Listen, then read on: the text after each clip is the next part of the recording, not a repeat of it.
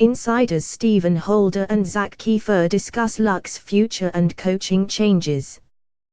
Clark Wade /IndyStar. The Indianapolis Colts have sent 16 players to injured reserve this season, the most of the Chuck Pagano era. Photo, Indianapolis Star File Photos.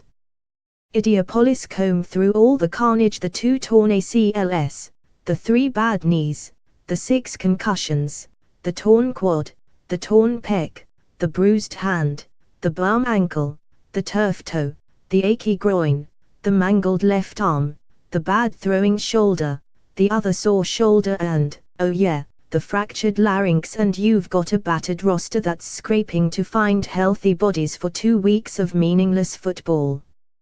Say this much for these Indianapolis Colts: not only are they among the most incompetent teams in the NFL this year, they are also among the most damaged. Historically so. It's Week 16.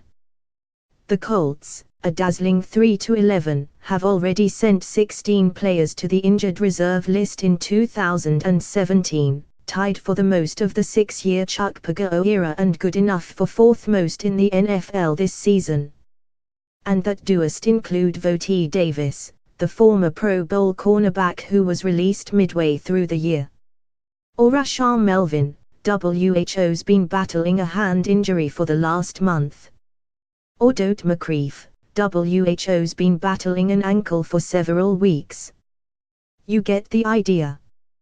The 16 players on IR are 11 more than 2 division counterparts. The Titans and AFC South leading Jaguars each only have 5 and 1 less than the Texans, the NFL team very likely gashed most severely by injury this season. Then again, the Colts might have something to say about that. You know Andrew Luck. Most damning isn't simply how many pieces the Colts have lost, but who. It starts with Luck and that shoulder of his that he could never get right. That changed everything this fall. The Colts season was sunk before it ever began. Indianapolis Colts coordinators Ted Mochio and Rob Hudzinski discuss the uncertainty of the NFL and how their families deal with it. Clark Wade /IndyStar. But the blows have kept coming, week after week, less ruinous than Luck but gradually destructive nonetheless. Beyond the QB, the Colts have sent 12 other starters to IR. It's gotten so bad you could argue the injured Colts could beat the healthy Colts, and you'd probably be right. It's this team's most injurious season since 2010, when Peyton Manning hauled a battered roster. The Colts sent 17 to IR that year to 10-6 and a playoff berth. Amazing what can happen when the quarterback is still healthy.